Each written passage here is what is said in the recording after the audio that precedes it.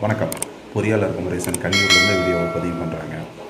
நம்மளுடைய வீடியோவில் பார்த்திங்கன்னா இன்றைக்கி செங்கல் கட்டடம் எப்படி கட்டுறது, அதில் என்ன ப்ளஸ் இருக்குது, என்ன மைனஸ் இருக்குது, நம்ம என்ன அச்சீவ் பண்ணுறோம், அதில் எப்படி தப்பு இல்லாமல் கட்ட முடியும் அப்படிங்கிறத பற்றி இந்த வீடியோவில் பார்க்கலாம். அதுக்கு முன்னால் நம்ம சேனலை சப்ஸ்கிரைப் பண்ணாத சப்ஸ்கிரைப் பண்ணுங்கள். நம்ம வீடியோ பிடிச்சிருந்தா லைக் பண்ணுங்கள்.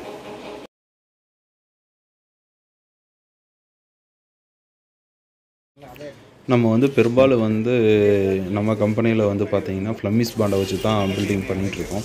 ஃப்ளம்மிஸ் பாண்டு பண்ணும்போது பார்த்திங்கன்னா ஒவ்வொரு கல்லுக்கும் இடையில் இருக்கிற பாண்டிங் ஜாஸ்தியாக இருக்கும்.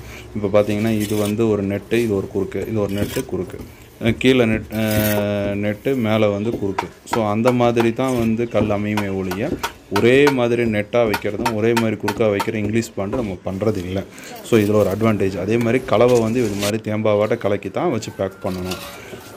பார்த்திங்கன்னா இப்படி கல் வச்சு கட்டும்போது ஜாயிண்ட் வால் கொன்றை போடும்போது இப்படி கிராஸாக இருக்கணும். ஸோ இந்த மெத்தடு தான் தப்பு. ஸோ இப்போ பார்க்குறீங்கள, இப்போ வெர்டிக்கலாக இருக்கிற இந்த மெத்தடு தப்பு. இந்த மாதிரி பண்ணக்கூடாது.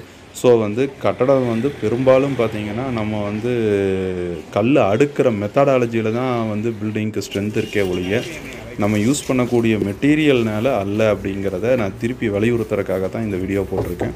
வே ஆஃப் மெத்தடாலஜி ஆஃப் ஒர்க்கில் தான் பில்டிங்கை குவாலிட்டியாக நம்மளால் கொடுக்க முடியும்.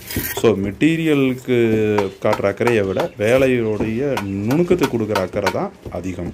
நன்றி, வணக்கம்.